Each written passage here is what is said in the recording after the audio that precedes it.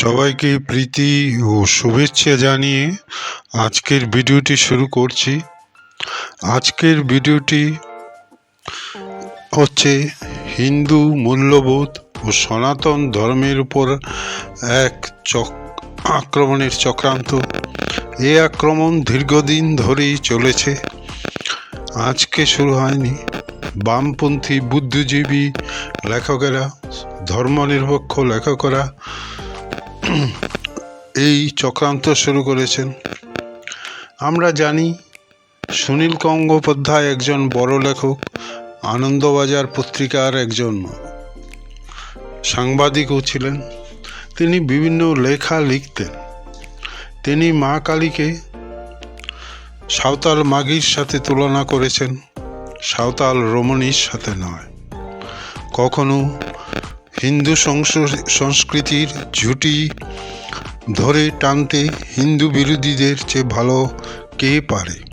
প্রয়াত মকবুল ফিদা হোসেন মা দুর্গা, মা লক্ষ্মী, মা সরস্বতীকে নগ্ন করতে ভালোবাসতেন, কিন্তু নিজের স্ত্রী মা কন্যাকে অঙ্গবস্ত্রে আবৃত করে ছবি আঁকত। সে নিজের বাড়ির মেয়েদের বোরখা পরাতো, হিজাব পরাতো, কিন্তু হিন্দু দেবদেবীকে আক্রমণ করা ওর একটা কাজ হয়ে উঠেছিল। সুনীল গাঙ্গুলি এক জায়গায় একটি কবিতায় লিখেছেন যে তিনি মা সরস্বতীকে দেহ থেকে যৌন চেতনা প্রাপ্ত হন। মা মেরি বা মুসলমানের মা বা তাদের সম্মানিত কোনো কাউকে নিয়ে তাদের বলবার কোনো ক্ষমতা নেই, সেখানে তারা কাপুরুষ। কিন্তু আমরা বলিও না যে আপনারা তাদের মা মেরি বা মুসলিম সমাজের কোনো শ্রদ্ধেয় মহিলাকে বা মাকে কিছু বলা, এটা হিন্দু ধর্মের রীতি নয়। কিন্তু সুনীল গঙ্গোপাধ্যায়, বামপন্থীরা এটাকে অস্ত্র, হিন্দুর বিরুদ্ধে অস্ত্র তৈরি করেছেন। কারণ হিন্দুর মন মস্তিষ্ককে সনাতন মন থেকে সরিয়ে দেওয়ার একটি চক্রান্ত। কারণ আর বিক্রি করে, এটা বিদেশের বাজারে এসব বিক্রি করে পয়সাও পাওয়া যায়। নিজেকে একটা সেকুলার উদারবাদী, কিন্তু এই সুনীল গঙ্গোপাধ্যায় যখন তসলিমা মেয়েবেলা প্রকাশিত হয় এবং আরেকটি বই যখন প্রকাশের কথা হয় তখন দ্বিখণ্ডিত, তখন কিন্তু সুনীল গঙ্গোপাধ্যায় একটি কথাও বলেননি, একটি শব্দও করেননি মৌলবাদের বিরুদ্ধে। তসলিমা নাসরিনকে চলে যেতে হয়েছে, কিন্তু তিনি বলেননি যে এটা অন্যায়। কিন্তু হিন্দু বাড়ি ঘর নিয়ে এদের কোনো সবসময় একটা আক্রমণমুখী মনোভাব। আরেকজন মহিলা সাহিত্যিকের সাহিত্যের কথায় যেন সন্ত্রাস উঁকি মারছে। এক তরুণী মহিলা সাহিত্যিক বেশ কয়েকটি উপন্যাসে জীবনের খোঁজ তল্লাশ করতে গিয়ে এমন উদ্ভট দর্শন খুঁজে পেয়েছেন যা বলা যেতে পারে যাহা নাই ভারতে তাহা নাই ভারতে শীর্ষক প্রবাদটিকেও মুছে দিয়েছে। এক শিক্ষক ছাত্র তার অধ্যাপকের স্ত্রীকে মা বলতো। কালান্তরে সেই মায়ের সঙ্গে সে সহবাস করে এবং করতে থাকে, মাকে সে তৃপ্তি দিতে থাকে। এই লেখিকা একটি ষোড়শী অষ্টাদশী কিশোরীর জীবন চিত্র এঁকেছে। সে তার বাবাকে দেখলেই যৌনতা অনুভব করে, সে বাবার মধ্যে তার পুরুষকে খুঁজে পায়। কিন্তু লেখিকা হয়তো আমাদের সৌভাগ্য যে তিনি মেয়েটিকে বাবার হাতে খুন করিয়েছেন। এই লেখিকায় একটি উপন্যাসে একজন মুসলিম অধ্যাপকের লেখা শ্রী দুর্গা সম্পর্কিত অসাধারণ গ্রন্থের আলোচনা সভায় গিয়ে হিন্দু সংগঠনের স্বেচ্ছাসেবকদের দ্বারা প্ররোচিত হয়েছেন। এটা কি করে হয়? পশ্চিমবাংলায় কি এমন ঘটনা ঘটেছে যে হিন্দু স্বয়ংসেবক বা বিশ্ব হিন্দু পরিষদ বা বজরং লোককে কারা মেরেছে, এমন ঘটনা আসেনি। কারণ তাহলে আনন্দবাজার, বর্তমান এসব পত্রিকায় লেখা হতো, কারণ এইসব পত্রিকাগুলি হিন্দু বিরোধী মূল্য দেয়, হিন্দুত্বের কোনো মূল্য দেয় না, সনাতনীদের সম্মানকে এরা শ্রদ্ধাও করে না।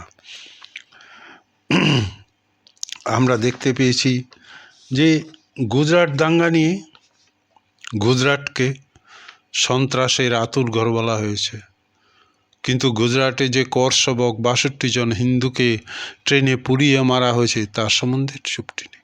চুপটি হয়ে আছেন কাশ্মীরে 42,000 হিন্দুকে 1990 সালে যখন হত্যা করা হলো, কংগ্রেস যখন ক্ষমতায়, ঠিক তখনও তারা প্রতিবাদ করেননি।